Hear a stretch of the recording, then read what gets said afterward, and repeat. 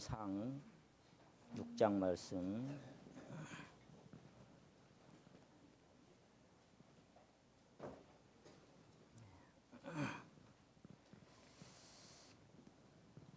사무엘상 6장. 지지난주에는 7절부터 읽었습니다만 오늘은 10절부터 16절까지를 사무엘상 6장 10절에서 16절까지를 천천히 함께 읽어보시도록 하겠습니다. 10절입니다. 시작.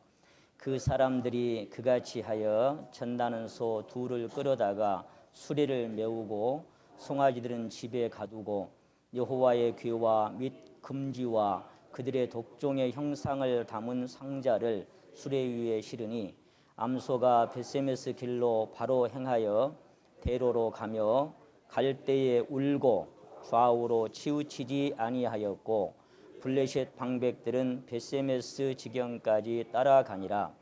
벳세메스 사람들이 골짜기에서 밀을 베다가 눈을 들어 궤를 보고 그것의 보임을 기뻐하더니 수레가 벳세메스 사람 요수아 밭 돌 있는 곳에 이르러 선지라. 무리가 수레의 나무를 패고 그 소를 번제로 여호와께 드리고 레위인은 여호와의 궤와 그 궤와 함께 있는 금보물 담긴 상자를 내려다가 큰 돌 위에 두매 그 달에 벳세메스 사람들이 여호와께 번제와 다른 제사를 드리니라. 블레셋 5 방백이 이것을 보고 그날에 에그론으로 돌아갔더라. 아멘. 오늘 두 번째죠.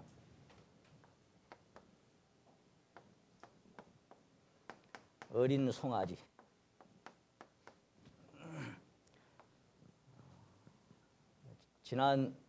지지난주에 그 첫 번째 말씀 드렸었는데요.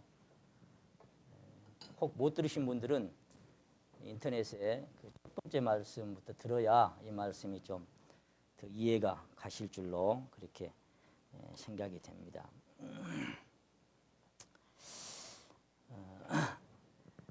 이 어린 송아지가 여러분 심령 안에 어떤 것인지를 분명하게 이렇게 감지하고 발견하는 그런 시간이 되시길 원하고, 또 그렇게 발견되어진 어린 송아지를 왜 두고 가야 하는지를 분명한 그 목적을 심령 안에 깨닫는 그런 시간이 되기를 간절히 바라는 마음으로 오늘 또 말씀을 선포하게 하십니다. 그토록 사랑하는 어린 송아지나 정들었던 모든 것을 뒤에 남겨두고 이 벳세메스를 향해서 울면서 가는 그 암소의 길, 이 길이 자기가 선택한 길이 아니다, 그렇게 말씀을 드렸습니다.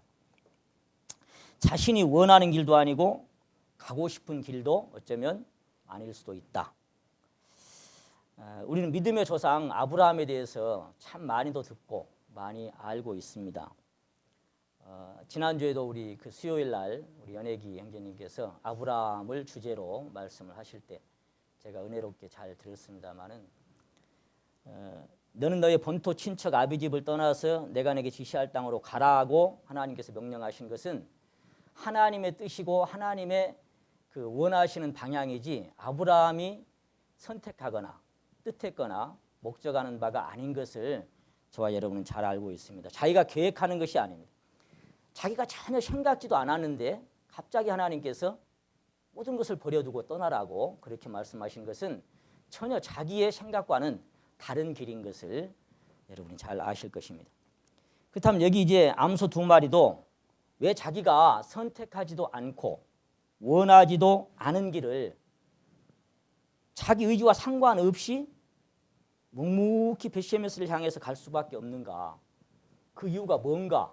그거를 지난번 말씀 때 말씀드렸습니다. 다시 말씀드리지만 2마리 암소가 그 벳세메스로 갈 수밖에 없는 이유, 그것은 그 능력의 실체인 법궤에 있다. 그것을 거듭 말씀을 드립니다. 그러니까 우리가 가는 길이 만일에 여러분과 저의 심령 안에 그런 분명한 하나님의 그 법궤의 생명의 능력이 없다면 우린 이런 것들을 버리고 돌아서서 갈 수 있는 그런 사람들이 못 된 것을 말씀을 드렸습니다. 그러므로 이 스토리의 핵심이 바로 하나님의 법궤다. 그렇게 말씀을 드렸습니다. 여기 암소들이 갔던 길이 바로 우리 주님의 길이고 수많은 선진들이 걸었던 길이고 오늘 저와 여러분이 함께 걸어야 할 길이다. 그렇게도 말씀을 드렸는데요. 여기 제가 진 에드워드 형제님이 쓴 글 중에 짤막한 글을 하나 적어가지고 왔습니다. 한번 읽어드릴 테니까 들어보시기 바랍니다. 이 글은 이제 자기가 사랑하는 조카가 구원을 받고 신앙을 막 출발을 했는데 그 구원받은 자기 조카의 이름이 크리스예요. 그러니까 그 크리스에게 편지 형식으로 쓴 글이 책이 된 것입니다. 그런데 이 크리스에게 진 에드워드 형제님이 어떻게 보면 이제 믿음의 백전노장이죠. 이제 구원받고 신앙을 가 출발한 자기 조카에 비하면 많은 길을 앞서 가버린 경험해버린 그런 이제 노장으로서 이렇게 충고를 해주는 그런 편지라고 하겠습니다. 그 중에 뭐라고 썼는가 하면 사랑하는 크리스, 그분이 고난을 당하셨느냐? 그렇다면 당연히 낮이 지나면 밤이 오듯이 너도 고난을 당할 것이다. 그분이 죽으셨느냐? 그렇다면 너도 죽을 것이다. 그분이 부활하셨느냐? 그렇다면 너도 부활할 것이다. 그분이 영광을 얻으셨느냐? 그렇다면 너도 영광을 얻을 것이다. 그분이 죽음의 고난 받으심을 인하여 영광과 존귀로 관쓰신 것처럼 너도 그렇게 하고 점점점 하고 끝냈습니다. 이 편지 중에 한 대목인데요. 주님이 가신 길이 내가 걸어야 할 길이고 내가 걸어왔던 길이고 또 앞으로도 가야 할 길이라고 하는 사실을 명확하게 발견한 사람, 그 사람들은 주님의 가신 길이 어떤 길인 것을 너무나 잘 압니다. 그것은 고난과 죽음의 길이고 자기 부인의 길입니다. 그 길을 우리가 걸어갈 때만 주님과 함께 가는 길이라고 말씀드릴 수 있습니다. 그래서 먼저 고난의 길을 가셨고 그리고 그것을 본으로 보여주시고 그 자취를 따라오게 하시려고. 성경은 그렇게 말씀하셨어요. 그 베드로에게 하신 말씀처럼 애매히 고난을 받아도 하나님을 생각함으로 슬픔을 참으면 이건 아름답다. 근데 죄가 있어 매를 맞고 참으면 뭔 칭찬이 있겠냐. 그러면서 주님의 고난의 길을 자취로 따라갈 것을 권하고 있습니다. 그러니까 주님은 무슨 내가 잘못하거나 죄가 있어서 가는 길이 아니라 애매히 오직 하나님의 뜻에 매여서 자기 모든 것들을 부인한 채로 죽음의 길을 가셨던 것처럼 우리가 걸어가는 길도 내가 뭘 잘못하고 죄를 범해서 고난의 길을 가는 게 아니라 주님이 가신 그 고난의 길을 따른 제자들의 길은 나는 오직 주님의 생명 안에서만 살아가지만 그러나 그 속에서 시련과 고난이 있을 것을 성경은 거듭 말씀하고 있는 것입니다.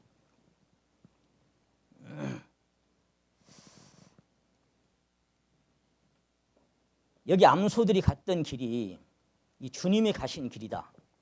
그리고 내가 걸어야 할 길이다. 그렇게 비추어서 생각을 하면 이렇게 겹쳐져서 내가 가야 할 길이 만만치 않구나. 그렇게 금방 깨달을 수가 있습니다. 그냥 주님과 상관없이 나는 나대로 살아가려고 생각하면 그냥 별거 없이 살아갑니다만 진짜 주님의 길을 주님과 함께 걸으려고 생각한 사람들은 그 길이 만만치 않은 길이라는 것을 금방 알 수가 있습니다. 그러니까 자기를 부인하고 날마다 십자가를 지고 주님을 따라서 가는 길은 내 힘으로 내 원으로 못 가는 길입니다. 우리가 주님께서 나를 따라오려거든 다 따라오라고 말씀하지 않았죠. 우리가 잘 아는 것처럼 다 따라와라 그렇게 말씀 안 했어요. 아무든지 나를 따라오려거든. 따라갈 사람도 있고 따라가지 않을 사람도 있는 것입니다. 따라오려면 조건이 필요하다. 근데 어떤 조건이고 하면 그 따라가는 길의 조건이 뭐냐면 이겁니다. 자기를 어쩌고 부인하고 자기를 부인하고 따라가야 되고 또 자기 십자가 제 십자가라 그랬죠. 제 십자가를 벗고 따라가는 게 아니고 지고 따라가는 겁니다. 자, 따라가려면 반드시 이것이 필연적으로 조건이다. 자기를 부인하고 자기 십자가를 지고 따르는 길이다. 그럼 여러분 이걸 우리가 잘 알고 수없이 들었지만 구체적으로 한번 생각해 보세요. 구체적으로. 자기를 부인한다는 게 뭘까요? 자기 십자가를 진다는 게 뭐라고 생각하십니까? 구체적으로 자기를 부인한다. 자기 십자가를 진다. 이게 뭐라고 생각하세요? 구체적으로 생각해 보셨어요? 그리고 내가 정말 자기를 부인하는 삶을 지금 살아가는가를 비춰보셨습니까? 정말 내가 내 십자가를 지금 지고 있다라고 확신할 수 있습니까?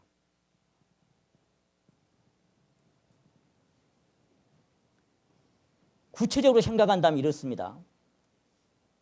그것은 자기가 원하는 것일지라도 주께서 내려놓고 포기하라 하시면 거기서 돌아서는 것이 자기를 부인하는 겁니다. 자기가 원함이 있어요. 욕심이 있어.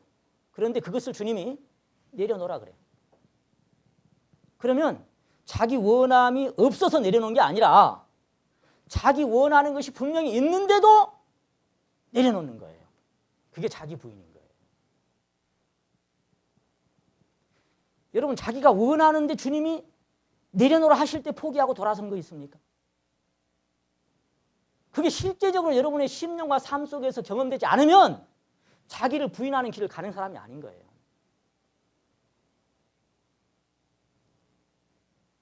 또 달리 표현한다면 반대로 자기가 원하는 것일지라도 자기가 원치 않은 것일지라도 주께서 감당하라 하시면 순종하고 잠잠히 감당하는 것입니다.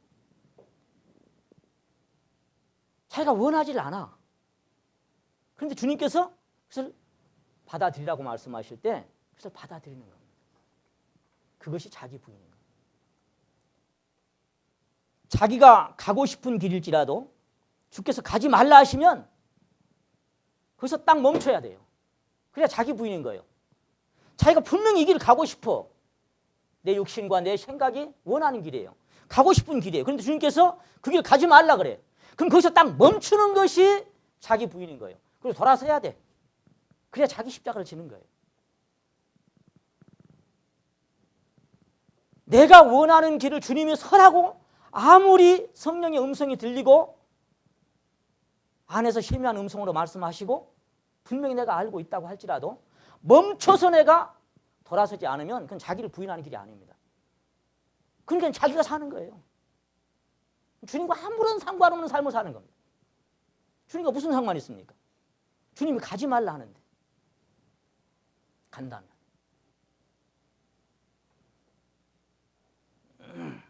반대로 자기가 가고 싶지 않은 길일지라도 주님께서 가라 하시면 묵묵히 가는 것입니다. 그만 가고 싶어. 나는 내 원함이 있는 거예요. 그래서 분명히 가고 싶은 길이 아니에요. 근데 그 길을 가라 그래. 그러면 내 생각을 접고 가는 겁니다.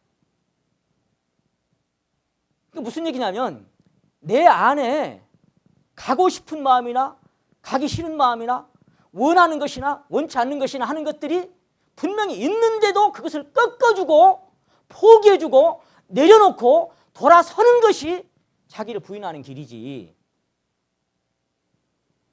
내가 원하는 것 그것이 없어서 가는 게 아니에요. 무슨 얘기입니까? 오늘 지금 우리가 주제가 뭐예요? 어린 송아지 울음소리가 있어요. 없어서 가는 게 아니에요. 울고 싶고 머물고 싶은 마음이 있는 거예요. 그래도 가는 것이 자기 부인의 길이지 그런 생각이 전혀 없어져 버리고 가는 길이 아니다란 말이죠. 저도 한때는 그런 착각을 했더랬습니다. 내 안에 원함이 전혀 없고 싫은 것이 전혀 없을 때 100% 주님의 마음만 가지고 가는 것이 신앙인가? 근데 성경을 자세히 보다가 전혀 그것이 아니라는 것을 주님께서 새롭게 자꾸만 발견하게 하신 거예요. 분명히 어린 송아지가 있어요. 돌아보고 싶은 마음도 있어요. 그런데 돌아보지 않고 가. 그래서 울어. 이것은 주님 만나 뵙는 그날까지 계속되는 거예요. 이것이. 이게 계속되는 거예요. 자, 며칠마다 자기를 날마다 제 십자가를 지고 무슨 얘기예요? 날마다 순간마다 하루에도 몇 번씩 자기를 부인해야 하는 일이 발생하고 하루에도 몇 번씩 자기가 자기 뜻을 내려놔야 할 그런 순간들이 있더란 말이죠. 하루에도 몇 번씩.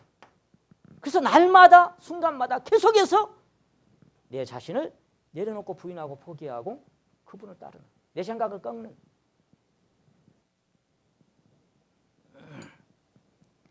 그런데 그것이 자기 힘으로는 안 되는 거죠. 그거 누가 모릅니까? 가지 말라면 안 가야지. 가라면 가야지. 아는데 안 되는 게 왜 그러냐. 그 안에 그것을 이길 만한, 이기고 돌아서고 스톱할 만한 그런 능력이 없어. 그래서 알기는 아는데 경건의 모양은 있어. 하는 척해. 근데 안에서는 안 돼.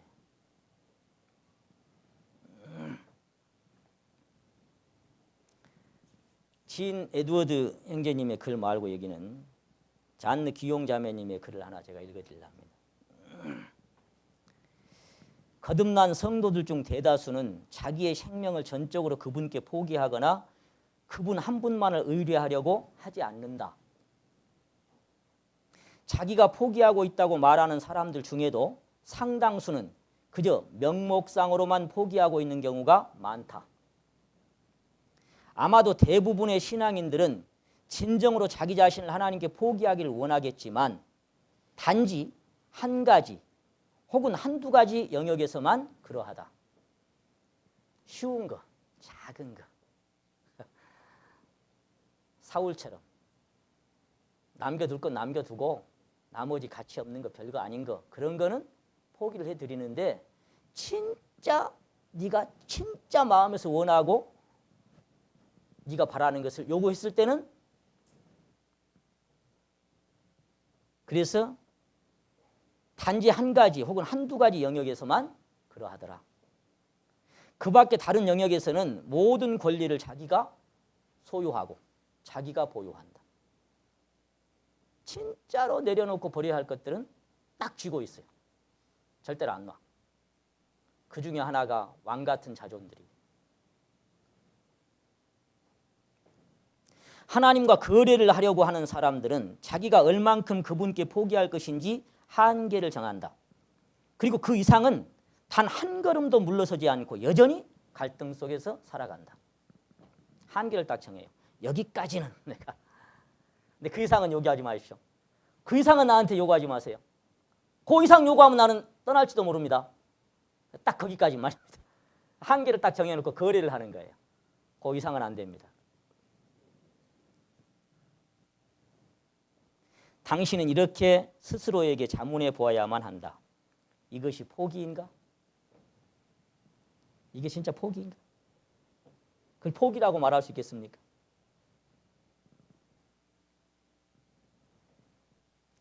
진정한 포기는 아무것도 잡지 않는다. 생명도 죽음도 천국도 지옥도 아무것도. 그리고 자기 자신의 전부를 하나님의 손에 의탁한다. 이것이 진정한 포기입니다. 그런 단계를 여러분이 10년과 삶 속에 경험해 보십니까? 어떤 것도 잡지를 않아. 그분의 제단 앞에 모두가 내려놔버린 거예요. 내려놔버린 사람은 어째요? 할 말이 없어요.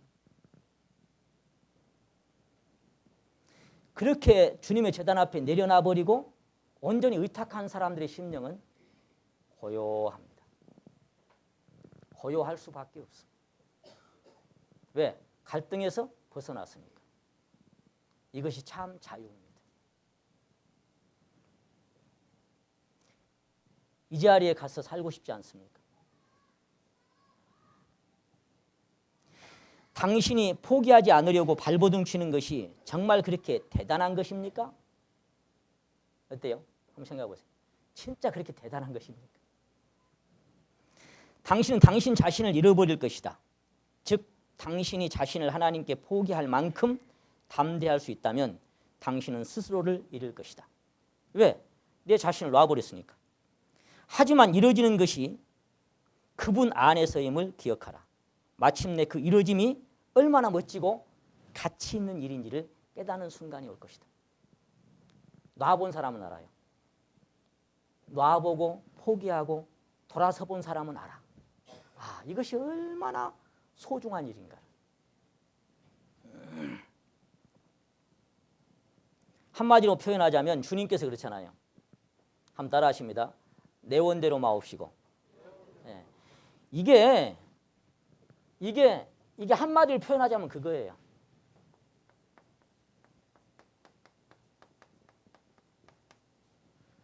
내 원대로 해 주십시오가 아니고, 예, 요겁니다.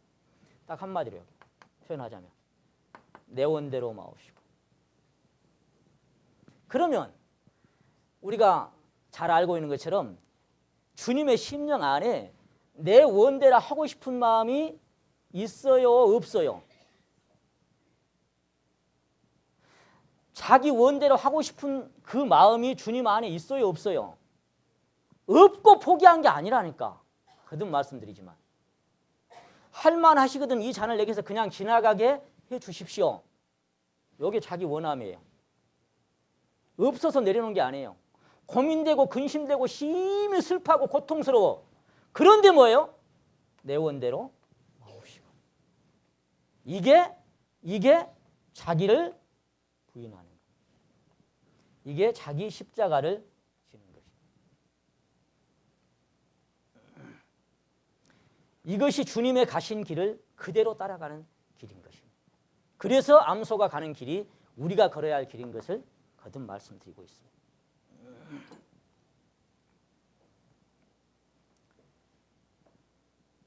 주님은 한 번만 십자가를 지셨습니다. 근데 우리는 며칠마다? 날마다 평생 지고 가야 돼. 주님 한 번만 졌는데. 언제까지? 언제까지? 우리 수양의 앵콜곡 같이 한번 해볼까요? 첫 소절 시작. 주님 다시 오실 때까지 나는 이 길을 가리라. 무슨 문? 좁은 문, 좁은 길, 나의 십자가 지고. 왜 좁은 문일까요? 왜 좁은 길일까요? 아무나 못 가. 따라오려거든 그랬는데 다 따라가는 건 절대로 아니에요.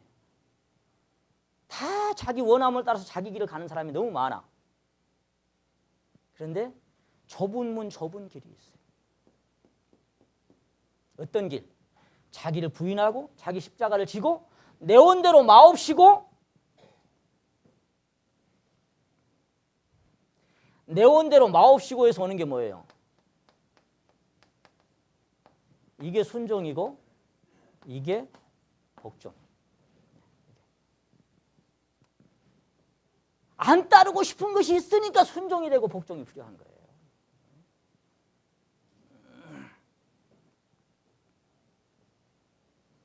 주님 다시 오실 때까지 우리는 좁은 문 좁은 길을 가는 겁니다. 천사장의 나팔 소리가 들려지는 그날까지. 그러니까 두 마리 암소는 여기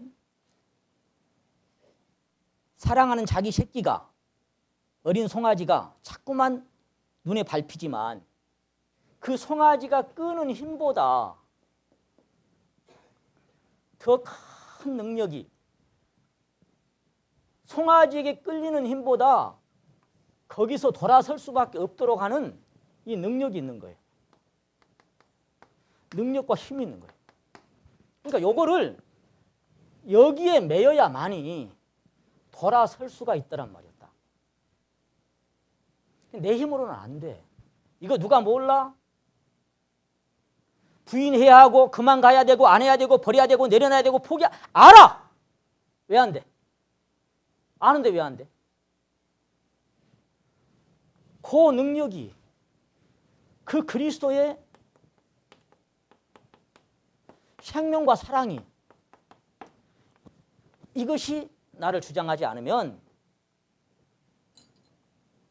여전히 못 돌아섭니다. 여기 앞선 선배님들이 얘기했던 것처럼 명목상 한두 가지 그리고 진짜 자기가 원하는 것은 그대로 그대로 남겨두고 그것을 하나님 인정해 주셨습니까?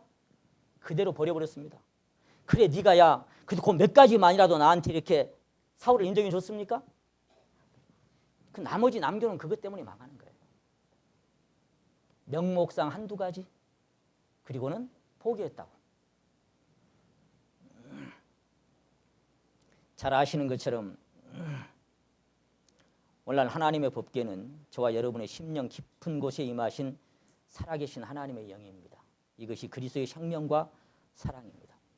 우리 고린도후서 3장 잘 아시는 찾겠습니다. 고린도후서 3장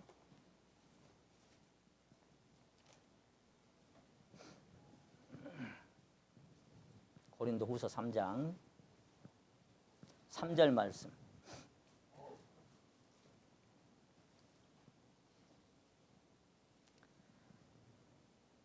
자, 3절에서 5절까지를 같이 한번 읽겠습니다. 시작. 너희는 우리로 말미암아 나타난 그리스도의 편지니 이는 먹으로 쓴 것이 아니요 오직 살아계신 하나님의 영으로 한 것이며 또 돌비에 쓴 것이 아니요 오직 육의 신비에 한 것이라.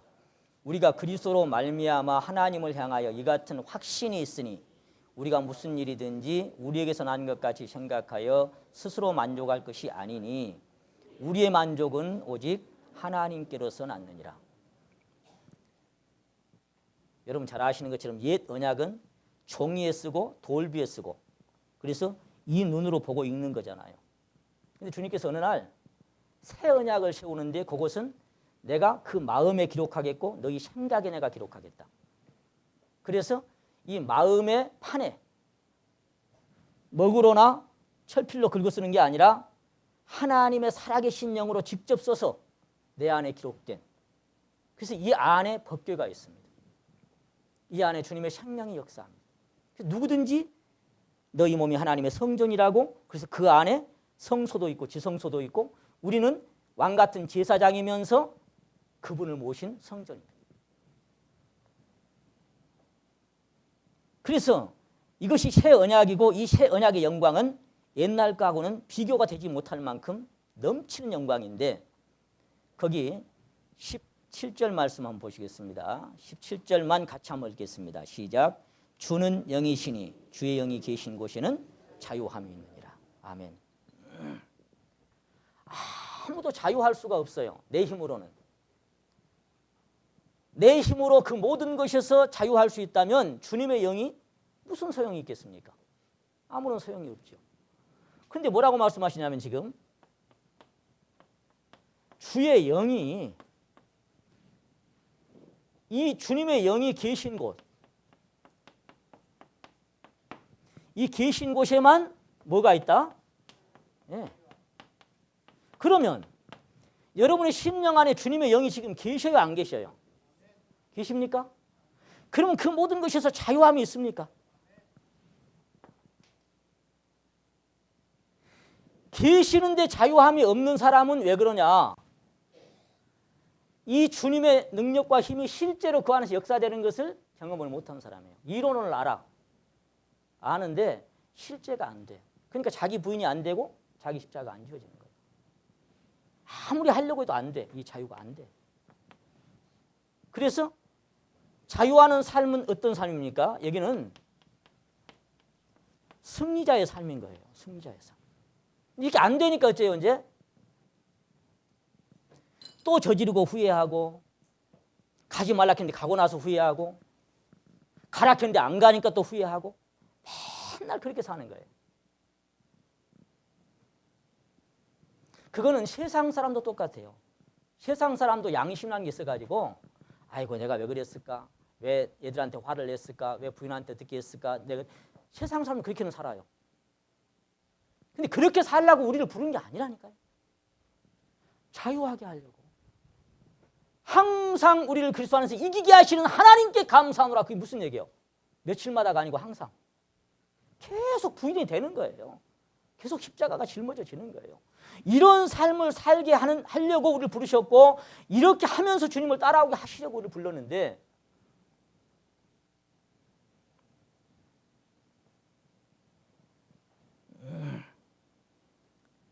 그래서 그리스도는 한번 따라 하십니다. 그리스도는 하나님의 능력이요 하나님의 지혜니라.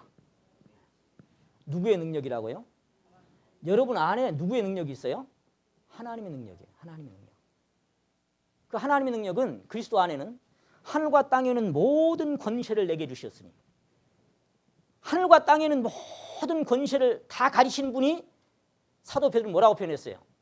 그러므로 천사들과 권세들과 능력들이 저에게 순복하느니라. 어떤 권세도 어떤 능력도 그 그리스도의 생명 안에 순종이 되는 거예요. 그러니까 그를 어떻게 할 수가 없어. 그래서 그분이 이렇게 말씀하셨어요. 진리를 알지니 진리가 너를 자유케 하리라. 우리가 무슨 아브라함의 자손인데 죄를 범하는 자마다 죄의 종이다. 누구니 진자는 이긴 자의 종이 된다. 그러면서 아들이 너를 자유케 하면 자유한다. 아들이 너희를 자유케 하면 너희가 자유하리라. 주의 영이 계신 곳에는 자유함이 있느니라. 그 아들의 영, 생명의 영, 천사들과 권세들과 능력들이 순복하는 하늘과 땅의 모든 권세가 순종되어지는 그분의 능력이 저와 여러분 안에서 모든 것을 이길 수 있도록 역사하신 줄로 믿습니다. 믿으면 생생하게 경험되고, 여전히 안 믿으면 뭐예요? 내 힘으로 각오하고 결심하고 다짐하고 해보려고 안 됩니다.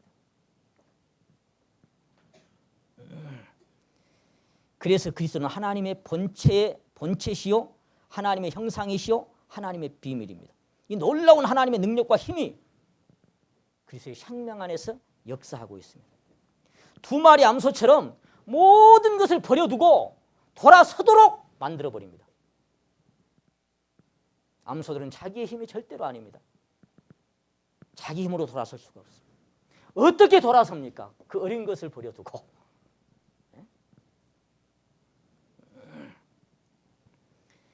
자신의 힘과 의지로는 도무지 이길 수도 버릴 수도 포기할 수도 없었던 것들을 내려놓고 돌아서서 자기 부인과 십자가의 길을 묵묵하게 걷습니다. 제가 지역교회에 이렇게 전화로 교제도 하고 때로는 이렇게 문자로 교제를 하는 성도님 계시는데, 한 몇 달 전까지만 해도 뭐라고 저한테 이제 직접 가서 만나서 교제도 하고 있는데요. 목사님, 저는요 진짜 그 길을 가긴 가고 싶은데요. 가끔 그 설교 중에 그렇게 말씀하셨잖아요. 정말 주님 한 분만을 만족하고 모든 것을 포기할 수 있냐 그랬을 때 저는 사실은 아멘이 안 돼요. 아멘을 못 하겠어요. 왜 그랬더니 눈앞에 막 스쳐가는 게 많아요.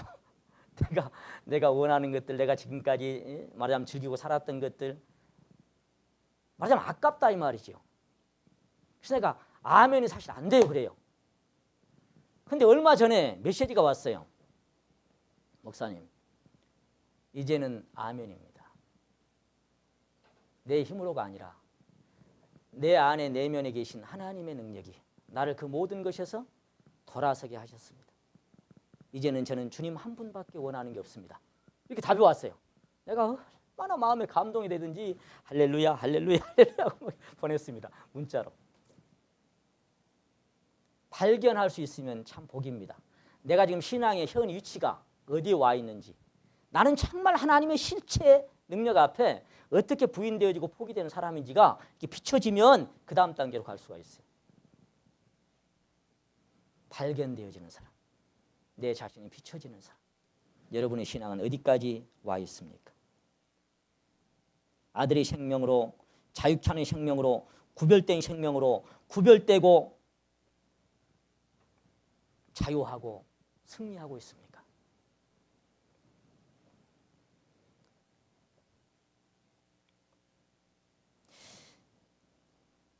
하나님의 영으로 인도함을 받는 그들은 곧 하나님의 아들이다.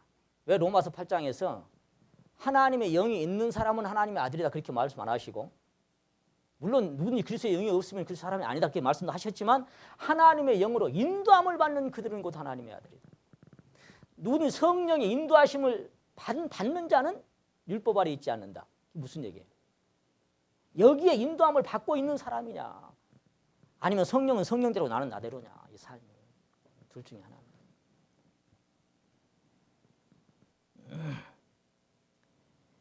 이 하나님의 영의 인도함을 받는 사람은 아브라함이 갈 바를 알지 못하고 나갔던 것처럼 내일도 모레도 전혀 예측할 수 없는 길을 갑니다.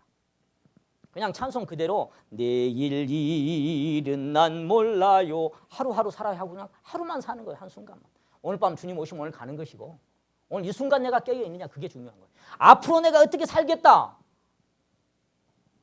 그게 중요한 게 아니라 오늘 이 순간 내가 어떤 심령으로 살아가는가.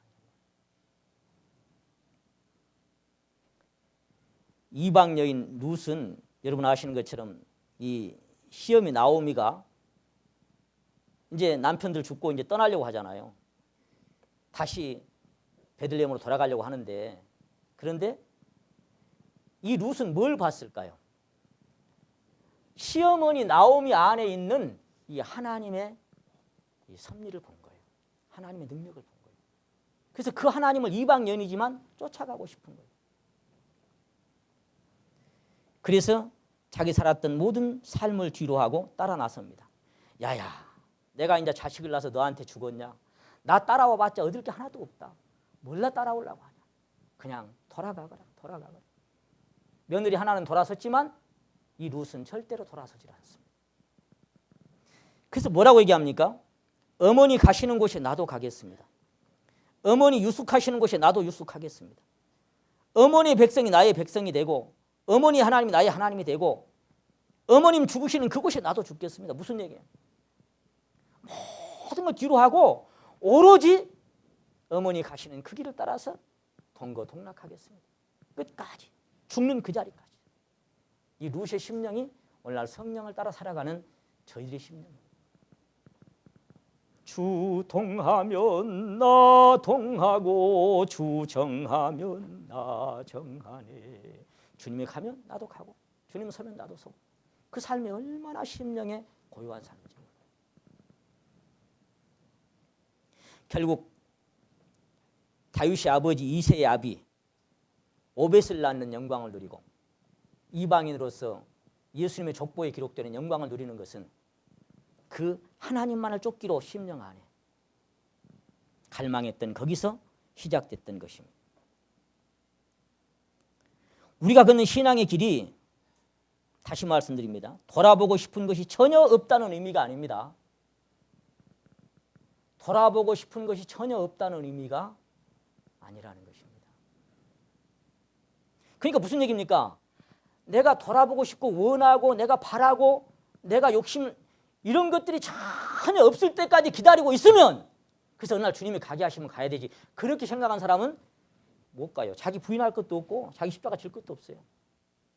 여전히 자기의 원함이 있고 가고 싶지 않은 길이 있고 가고 싶은 길이 있고 내 안에 내려놓고 싶지 않은 것들이 있어. 그런데 거기서 내가 주여 가지 말라 하시면 가라 하시면 내려놓으라 하시면 그렇게 하는 것이 자기를 부인하는 길입니다. 두 마리 암소처럼 마음을 끌어당기는 것이 있지만 돌아보고 싶은 것이 있지만 가는 겁니다. 저는 이 창세기 19장을 볼 때 이 롯의 가족들이 구원은 받았잖아요. 천사로 말미암아 이제 소식을 듣고 벗어났어. 소돔과 고모라 성에서 그 불탈 성에서 이제 벗어져 나왔는데 뭐라고 말씀하셨어요? 가다가 중간에 머물거나 돌아보지 말아라. 그게 엄청난 사실 의미를 갖고 있습니다. 중간에 가다가 머뭇거리거나 돌아보거나 하지 말아라. 근데 롯이나 두 딸은 앞만 보고 그냥 갔지요. 근데 아마도 그런 것 같아. 롯의 처는 소돔과 고모라 성에 자기가 즐겼던 것들이 너무나 많은 것 같아. 너무나 미련이 많았던 것 같아. 나오긴 나왔는데 그죠? 나오긴 나왔는데 자꾸 발목을 잡아. 그래서 어쨌어요? 싹 돌아보는 순간 소금 기둥으로 딱 변해버리고 나왔습니다. 주님이 다시 오실 그 시점에 우리에게 경고하신 말씀이 바로 누가복음 17장 이 말씀입니다. 한번 따라 하십니다. 롯의 처를 생각하라. 이 누가복음 17장 32절은 우리의 삶 속에 계속해서 되뇌져야 하는, 기억되어져야 하는 말씀이에요. 롯의 처를 생각하라. 이 짤막한 한 말씀. 롯의 처를 생각해라. 뭘 말씀하실까요? 돌아보지 마라 제발. 한번 여쭤봅니다. 이 어린 송아지를 두고 가는 암소의 마음에 돌아보고 싶은 마음이 있었다고요, 없었다고요? 있다니까요. 없어서 가는 길이 아니라는 것을 계속 제가 말씀드립니다. 있어요. 그런데 더 놀라운 능력에 잡혀서 울면서 가.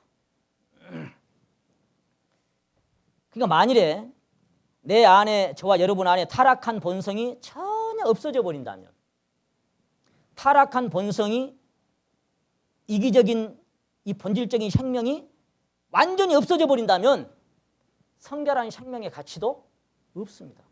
별로. 그러니까 이기적인 본성이 언제까지 남아있을까요? 육신의 소욕이 주님 오실 때까지 남아있어요. 여전히 남아있어요. 여전히 남아있기 때문에 계속해서 자기를 부인하는 게 필요한 거예요. 남아있는 것이 완전히 없어져 버리고 가겠다는 사람은 한 걸음도 못 가. 남아있어. 그런데 부인하고 돌아서서 가는 겁니다. 만일 육신의 소욕이 전혀 사라져버리고 없다면 성령을 쫓아서 행하라고 하신 말씀도 필요가 없어요. 만일 우리에게 육신의 소욕이 전혀 없다면 자기를 부인하고 성령을 쫓아 행하는 삶이 무슨 가치가 있겠어요? 그것이 있기 때문에 가치가 있는 거예요. 주님이 그걸 귀하게 보시는 거예요. 네가 여전히 원하는 게 있는데 그것을 내려놓고 나를 쫓는 삶이, 그것이 주님 보실 때 아름다운 거예요. 제가 지난번에도 말씀드렸죠. 할 일 없어서 성령 못 사람하고 바쁜데 할 일이 있는데, 오늘 또 주일인데 내가 원하는 게 있는데 다른 겁니다. 그건 주님께서 다르게 평가하십니다. 주님을 따르는 길에 외로움이 없다면 주님의 위로가 무슨 가치가 있겠습니까? 주님을 따라가는데도 외로움이 있어요. 그 주님의 위로가 필요한 거예요. 신앙의 길에 시련과 고난이 없다면 인내와 참음도 아무런 가치가 없습니다. 시련과 고난과 환난이 있기 때문에 인내가 가치가 있는 거예요. 우리가 요즘 그 영화 다 나왔는가 모르겠어요. 만든다고 하더니 주기철 목사 일대기에 대해서 이제 영화를 입소하면 같이 한번 봤으면 좋겠어요. 일제강점기 때 신사참배를 반대하다가 순교한 주기철 목사님. 그 단호한 결단이 그토록 우리에게 큰 감명을 주고 있습니다. 그렇게 큰 감명으로 다가오는 것이 왜 그럴까요? 그가 끌려가기 전에 마지막 예배 때에 자기가 선포했던 그 절박했던 기도가, 그 설교가 그때 당시에 그 자리에 있던 모든 성도들과 오늘 우리에게까지 감명을 주고 있어요. 무슨 얘기예요? 행여 다칠라, 행여 추울라, 더울라, 그렇게 나만을 생각하고 기도하며 키워왔던 저 늙은 노모를 두고 돌아설래니 마음이 흔들립니다. 그것이 그날 설교였습니다. 나같이 못난 놈 따라 사느라고 고생만 하고 살았던 내 사랑하는 철을 두고 돌아설래니 발걸음이 떨어지질 않습니다. 나 같은 거 예비라고 지금까지 따라 살았던 저 어린 자식들을 두고 돌아설래니 내 발목이 자꾸만 잡혀집니다. 내가 그동안 사랑했던, 함께했던 성도들 다 두고 돌아설래니 내 가슴이 미어집니다. 하나님 나를 도와주십시오. 하나님 나를 주자. 내가 가야 이 죽음의 길을. 여러분 오직하면 일본군들이 말해요. 저 신사가, 일본 만드는 그 신사가 저기 있다면 그냥 차에 내리라고도 안 할게. 차 타고 가다가 창문 열어줄 테니까 거기다 대고 한 번만 고개만 숙여줘. 인정해 줄게. 아무도 모르게. 그럴 수 있잖아요. 그거마저 냉정하게 부인하고. 무슨 얘기예요? 그 사랑하는 가족과 모든 것들을 없어서 가는 게 아니라, 거기 끌리는 것이 없어서 가는 게 아니라 이 두 마리 암소처럼 너무너무 나를 끌지만 그런데 눈물을 머금고 돌아서서 가야 할 만큼의 가치가 내게 있냐 없냐 말이에요. 그런 가치를 정말 내가 느끼고 있냐 이 말이에요. 이 길이 내가. 다니엘서 6장을 읽어보면은 다니엘이 이제 모함에 빠졌죠. 만일에 다른 신에게 기도하다가 발각이 되면 사자굴에 던져버린다고 왕의 도장을 찍으십시오. 인을 딱 쳤어. 그런데 기도하다가 발각이 되면 사자굴에 던져버린다고 이미 왕의 그 법에 딱 인침이 됐다는 것을 다니엘이 알았다고요, 몰랐다고요? 모르고 기도했다면 그 기도가 무슨 가치가 있겠어요? 모르고 기도했다면. 그걸 알면서도 그렇게 돼 있죠. 그걸 알면서도 하루에 3번씩 예루살렘으로 향한 창문을 열어놓고 거기서 기도했더라. 누가 보고 있는지 뻔히 알아. 걸리면 사자굴로 들어갈 줄 알아. 그걸 모르고 기도했다면 그 기도가 그렇게 아름답게 우리에게 감동을 주겠습니까? 하나님께 가치 있게 평가를 해 주겠습니까? 알아. 아는데 기도하고 있어요. 그래서 그 기도가 그렇게 가치가 아름다운 거예요. 여러분이 원하는 것이 다 있습니다. 여러분이 가치 있게 평가하고 잡혀있는 모든 것들이 하나님은 아십니다.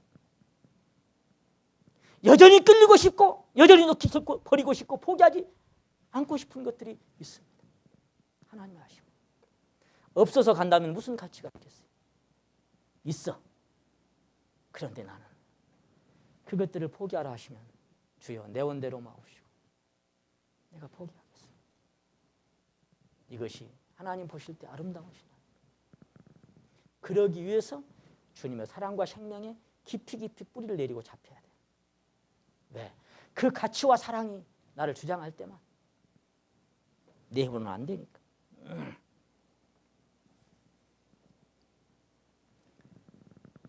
사드락과 메삭과 아벳느고가 똑같은 원리죠. 마지막 한 번 더 기회를 줄게.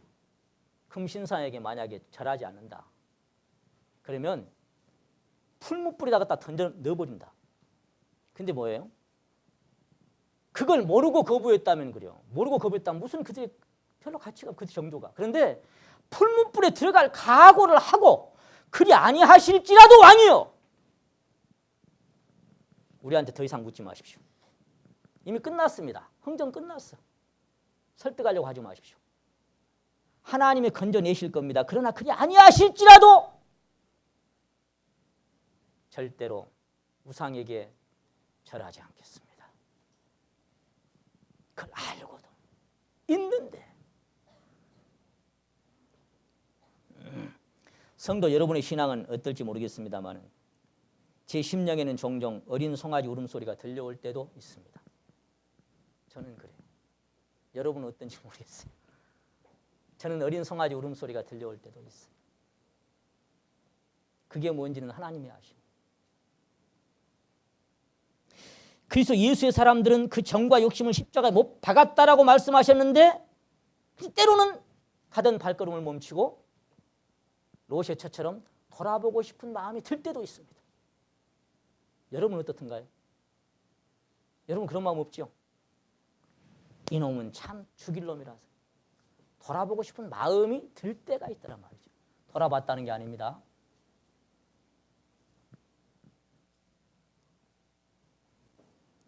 애굽에서 즐기던 옛것들이 마음에 생각날 때도 있습니다.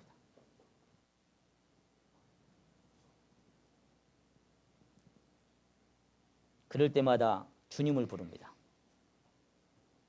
그럴 때마다 주님 앞에 심령을 쏟아냅니다. 밤이건 낮이건 주님 앞에 마음을 토하고 부르짖습니다. 주여 송아지 울음소리가 들립니다. 그렇게 제가 기도합니다. 주님 송아지 울음소리가 들립니다. 때로는 들릴라가 옷자락을 잡을 때도 있습니다. 때로는 아름다운 여인 밧세바가 마음을 끌 때도 있습니다. 송아지 울음소리가 오늘 밤에도 들립니다.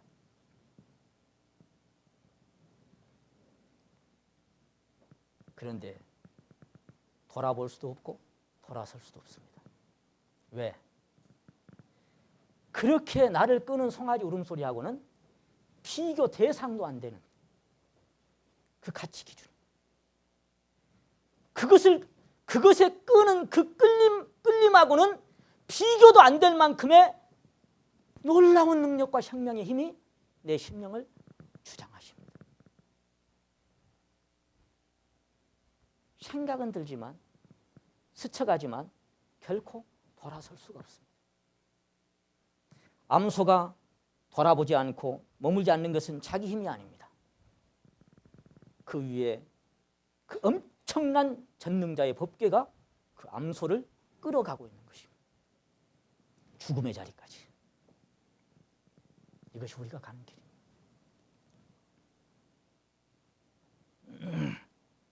자신의 생명과 결탁된 베냐민을 차마 보낼 수 없어서 망설일 때도 있습니다. 주님의 화살은 빗나가지 않습니다. 하나님의 손에서 발사된 화살은 심장을 겨누고 남겨진 호흡의 종말까지를 거두게 합니다. 무슨 얘기입니까? 하나님을 만으로 여기지 말아라. 하나님은 속지 아니하시나니. 무슨 얘기예요? 아까 그랬죠? 우리 앞서간 진 에드워드 형제님이나 잔느 기용자매님 했던 이야기가 뭐예요? 한 가지 혹은 한두 가지 포기한다. 그리고 나머지는 자 그러면 하나님이 속아요 안 속아요? 그거 포기해준 그거 갖고 그래 됐다 가시겠습니까? 화살을 딱 당겨가지고 그 심장에 그 남겨둔 가장 소중하게 여기는 거기다가 화살을 딱 겨눕니다. 이렇게. 속지 않습니다. 그리고 빗나간 적도 없습니다. 딱 거기다가 딱 이번에 올림픽 금메달 땄죠. 절대로 빗나가지 않습니다. 정확하게 명중을 딱 시킵니다. 그거 딱 거기다. 그런 거 느껴보신 적이 있어요?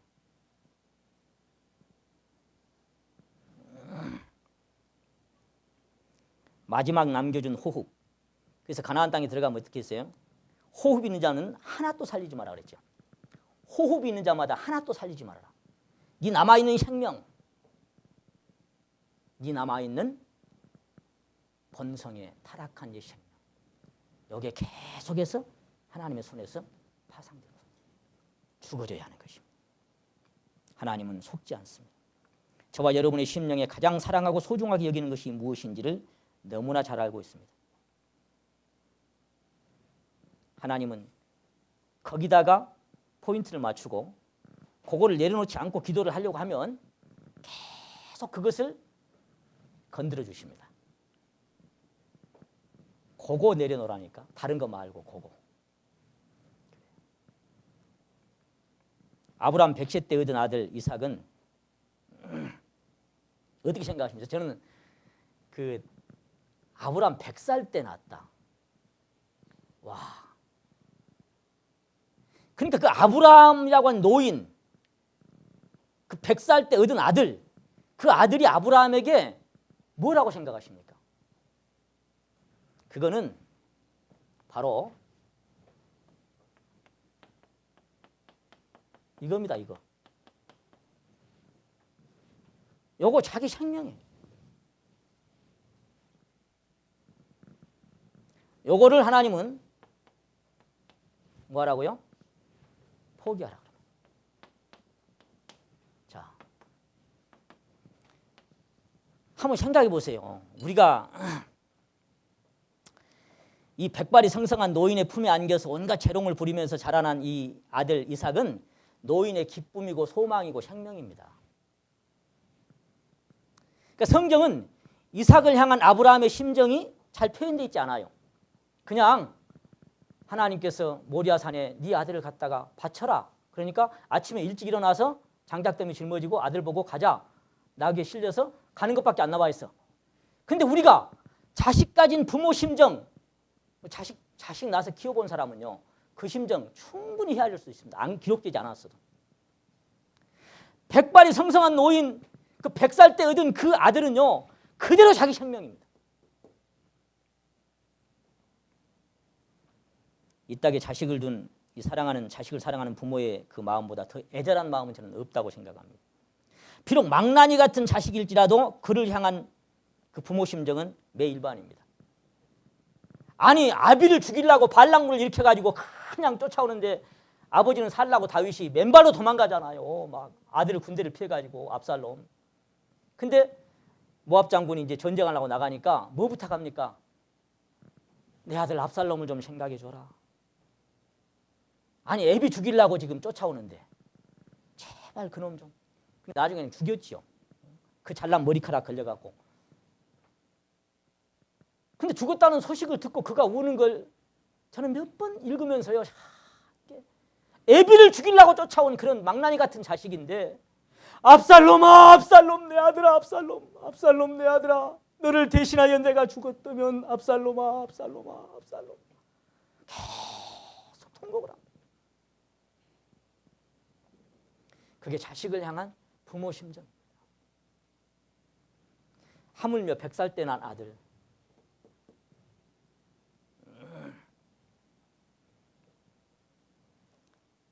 노년이 얻은 자식일수록 그를 향한 애정과 사랑이 더하기 마련입니다. 성경이 그것을 입증하고 있습니다.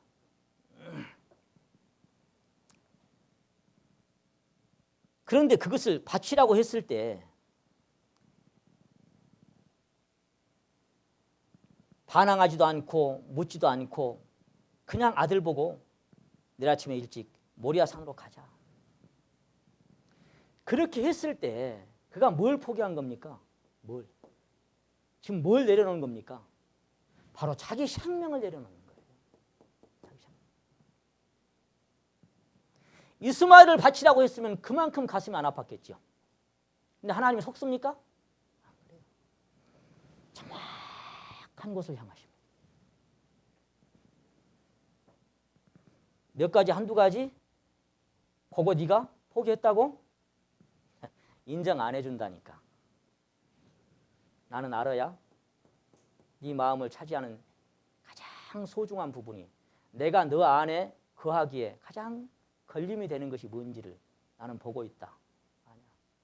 그거 오늘 말씀을 듣는 가운데 여러분이 그것이 무엇인지를 발견할 수 있으면 참 좋겠어요.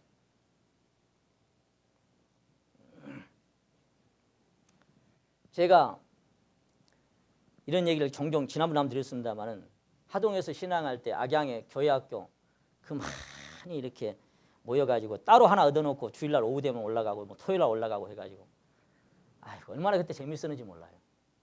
그 어린아이들 얼마나 청순하고 지금은 이제 시집가서 뭐 아들 딸 낳고 이렇게 살아갑니다마는 그 중에 지난번에 저 목포에 미선자매가 와갖고 마침 수양이 우리 조가 돼가지고 교제를 하는데 나도 모르게 미선아가 옆에서 저 자매님한테 미소나가 뭐야 그렇게 봤어요. 근데 제 아내는 아직까지 초등학생이거든.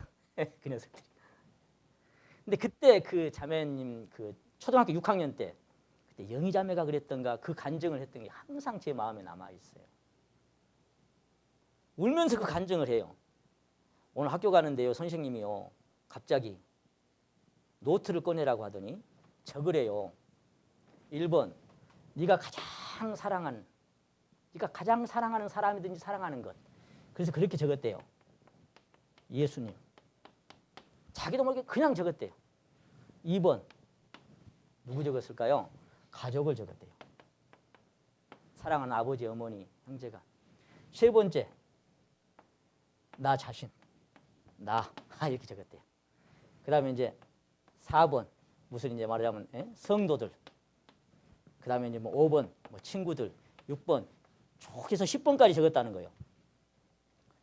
근데 다시 펜을 딱 꺼내라 하더니 너에게 없어도 되는 것들을 지워라 그러대요. 그래서 이제 뭐 당연히 지우죠. 10번부터 쭉쭉쭉쭉 이렇게 쭉 그어가는데 조금 망설여지더래요. 그래도 꺼야지 어쩔 거예요. 딱 껐는데 내가 나오더라는 거예요. 그래서 그래 아버지 어머니는 아직 구원 안 받았으니까 내가 없어도 그분들은 구원 받아야 돼. 나는 천국 가니까. 그래서 나를 지웠대요. 근데 이제는 하나만 남겨놓고 하나를 지우라고 하더라고요. 하나만 남겨놓고. 그래서 자기도 망설이지 않고 얼른 갖다 펜을 댔대요. 여기다가. 댔는데 딱 그으려고 하니까 눈물이 확 쏟아지더라고요. 뭐 땜시? 내가 내 가족을 지울 만큼 진짜 예수님을 사랑하는가? 그 생각이 확 밀려오더래요. 그래서 잠시 망설였대. 차마 긁지 못하고. 그런데 마침내 지워버리고 말았다. 하나만 남겨놓으라고 하니까 어쩔 수 없이 둘을 다 남겨놓으라고 하면 좋겠는데 하나만 남겨놓으라고 하니까 어쩔 수 없이 지워놓고는 한없이 울었대요. 저는 그 간증을 들으면서 울었습니다.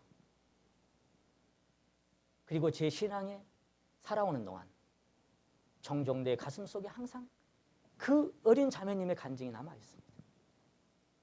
나는 오늘 과연 지워버릴 수 있겠는가?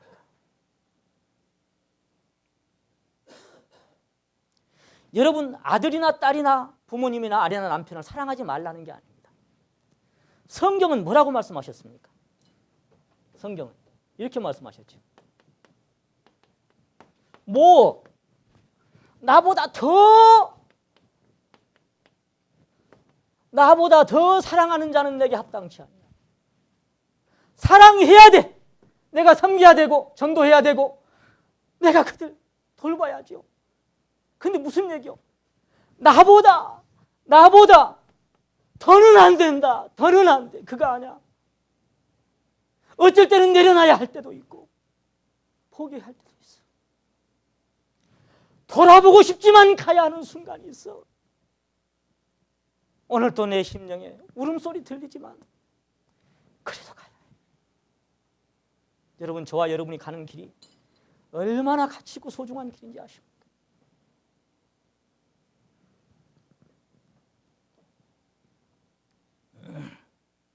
만약에 세상에 내가 즐겼던 것, 취미생활이나 즐거운 것, 내가 세상에 내 마음을 끄는 먹음직하고 보암직하고 탐스러운 것들, 육신의 정욕과 안목의 정욕과 이생의 자랑이 그렇게 버리기 쉬운 것이라면 102장 찬송이 무슨 가치가 있겠습니까?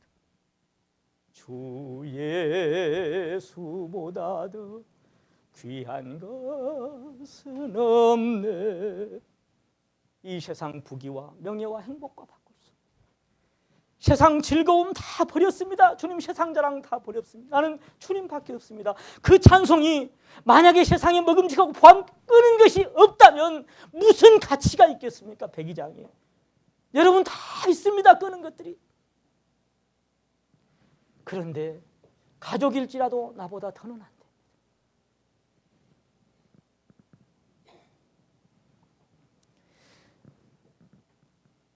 엘리가 책망받았던 게 뭡니까? 너는 어찌하여 네 자식을 나보다 더 귀하게 여겨, 나보다 더 귀하게 여겨 내게 제사 드려야 할 것들을 스스로 살찌게 하느냐? 어째서 네 새끼를 나보다 더 귀하게 여기냐? 하나님은 질투하는 하나님이십니다. 야곱의 아들들 중에 특별히 11번째로 얻은 요셉은 아비의 마음을 다 차지하기에 충분했습니다. 어쩌면 야곱에게 요셉이 유일한 낙이요 기쁨이고 소망이었을 겁니다. 그 성경이 그렇게 되어 있죠. 채색 옷을 지어서 입혔더라. 왜? 마지막에 얻은 그 11번째 아들 요셉이 너무 예쁜 거예요. 근데 어째요? 나중에 형들이 팔아먹어버리고 피 묻은 옷을 갖고 왔지. 내 자식이 이 요셉이 찢겼구나 짐승에게. 어떤 자식이 위로를 해도 아무런 위로도 되지 않았습니다. 내가 음부에 내려가리라. 내가 내 아들 요셉에게로 내려가리라. 그러니까 내게 가장 소중하게 마음을 끄는 게 뭐예요? 야곱에게는 요셉이었습니다. 그런데요, 그 요셉이 가버리고 나니까 이제 요셉이 차지했던 야곱의 허전한 빈자리를 막내 아들 베냐민이 차지합니다.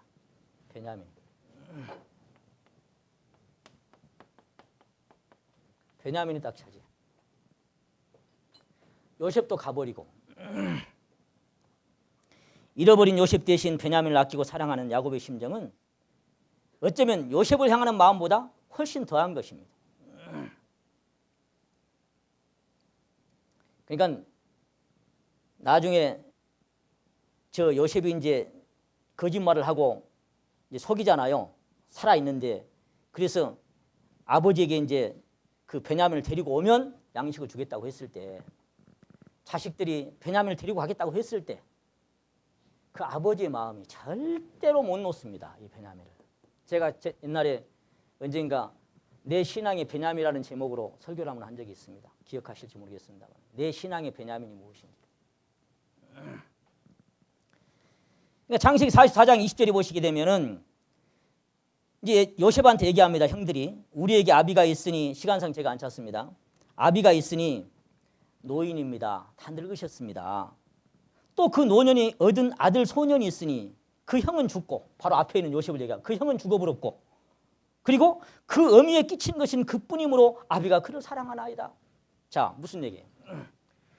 요 생명은 내가 가장 뭐예요? 사랑하는 거예요. 내 마음을 가장 많이 끄는 거예요. 이게 뭐가 됐든지 간에. 아비가 그를 사랑하나이다. 그래서 아마 못 데리고 올 겁니다. 안 보낼 겁니다, 우리 아버지가.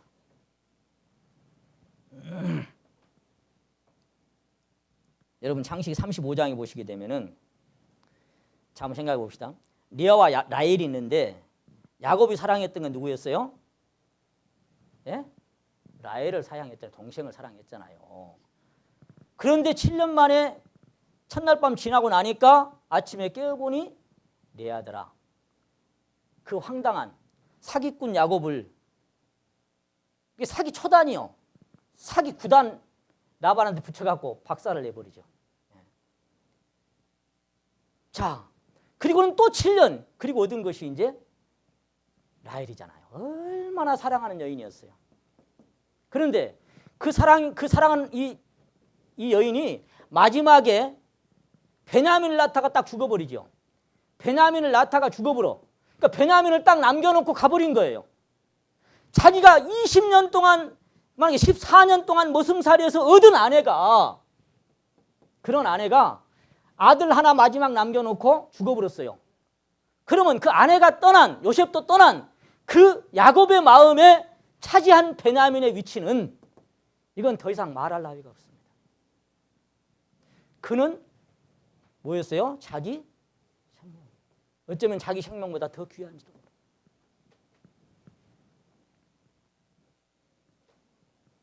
탄생하면서 엄마를 잃어버리고 외롭게 자라가는 베냐민을 지켜보는 야곱의 심정은 그를 향한 사랑이 더욱 깊어지게 만들었을 거예요. 의미 없이 자라갑니다. 제가 저희 손녀 현아를 보면서 느껴져 오는 아픔과 고통이 때때로 이것을 생각해 합니다. 저희 현아를 보면서. 그렇게도 사랑했던 할머니가 남겨두고 떠났던 그것이 항상 생각날 때 이 생각이 겹쳐서 와요. 내가 왜 현아에게 마음이 더 끌릴까? 아마도 문옥자 자매의 빈자리 때문일 거다. 그때 맨날 이 생각이 나요. 야곱에게 베냐민은 어땠을까? 사랑했던 여인이 두고 떠난 그 마지막 막내 아들 하나. 아마 야곱의 마음도 베냐민을 볼 때마다 그를 선물로 안겨주고 먼저 떠나버린 사랑하는 아내의 모습이 눈앞에 어른거렸을 게 틀림이 없습니다. 저도 때때로 그래요. 현아가 재롱을 떨고 함께 웃다가도 스쳐가는 얼굴이 그 앞에 어른거리면 내가 얼굴이 굳어집니다. 그럴 때면 이 녀석이 눈치가 빨라가지고 금방 할아버지를 자세히 살펴봅니다. 그리고 얘기합니다. 할아버지, 또 문옥자 할머니 생각하지. 그리고는 저를 꼭 껴안아줍니다.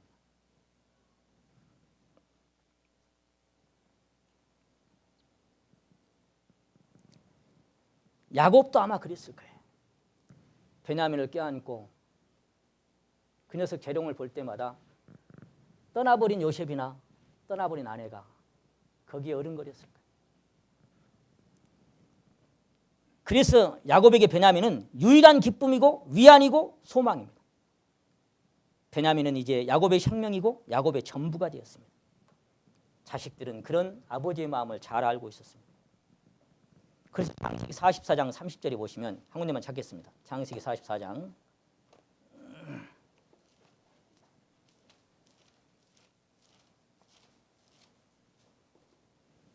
30절.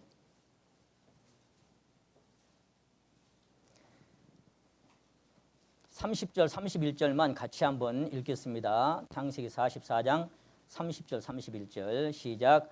아비의 생명과 아이의 생명이 서로 결탁되었거늘 이제 내가 주의 종 우리 아비에게 돌아갈 때에 아이가 우리와 함께하지 아니하면 아비가 아이의 없음을 보고 죽으리니 이같이 되면 종들이 주의 종 우리 아비의 흰머리로 슬피 음부로 내려가게 함이니이다. 그 위에 22절에 보면 우리가 내 주께 말씀하기를 그 아이는 아비를 떠나지 못할지니 떠나면 아비가 죽겠나이다. 그 이유가 그 20절에 있죠. 남은 것이 그것밖에 없습니다. 그렇죠. 지금 여기 30절이 말씀하신 게 무슨 얘기예요? 아비의 생명과 아들의 생명이 서로 어떻게 돼 있다? 결탁이 돼 있다 그 말이에요. 연합돼 있다 그 말이에요. 일치돼 있고 묶여 있다 그 말이에요. 그러니까 베냐민의 죽음은 야곱의 죽음이고 야곱의 죽음은 베냐민의 죽음인 거예요.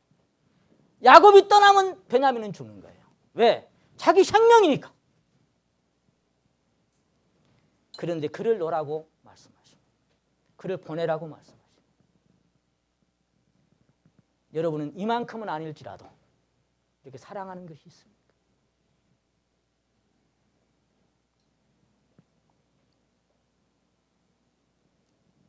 하나님은 야곱에게 내가 너와 함께 있어 네가 어디를 가든지 함께 하겠다고 말씀하셨습니다.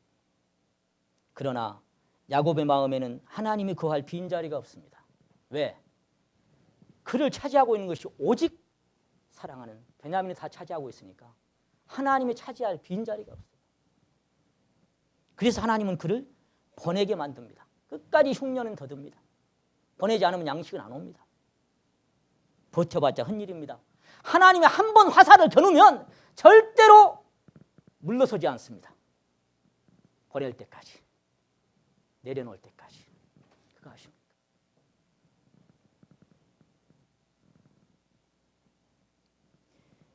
야곱이 베델에서 하나님을 만난 후에 하나님은 그의 인생길에 관여하시면서 함께 하셨습니다만 야곱의 관심과 사랑은 하나님 외에 다른 것에 집착되어 있었습니다.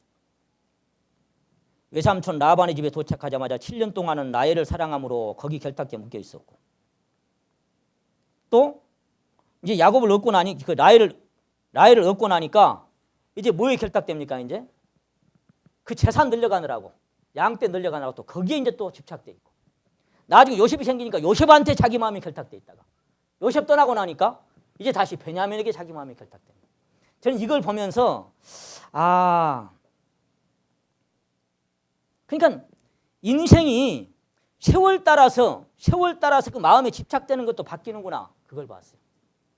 처음에는 라헬한테, 그 다음에 재산에, 그리고 요셉에게, 그 다음에 베냐민에게. 이제 마지막 남은 도입니다.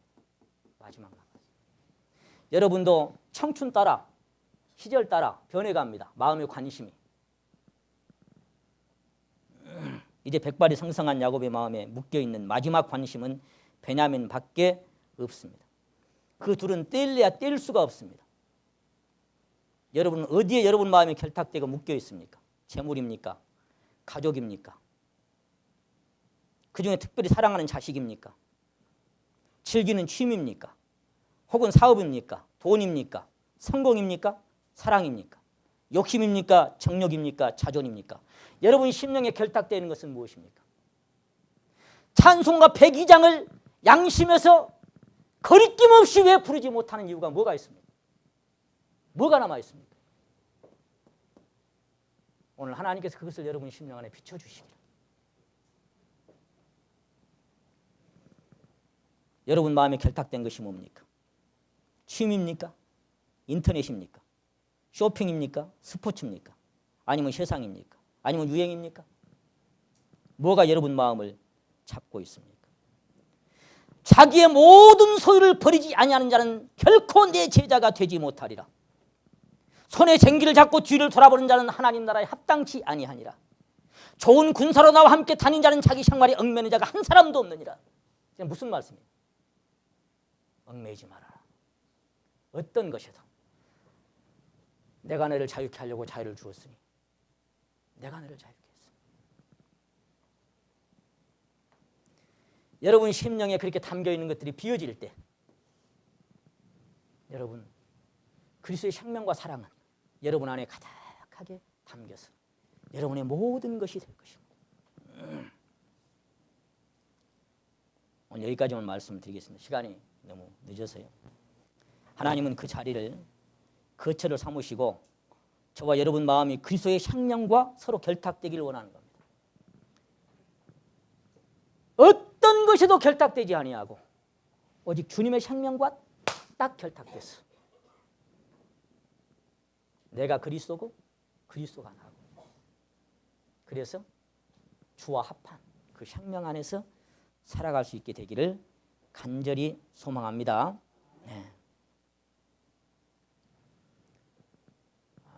오늘 두 번째 말씀 드리는데 또 더 드려야 할지는 모르겠습니다. 여기 많이 남아있지만 또 하나님 허락하신 대로 하겠습니다. 계시하신 대로 하겠습니다.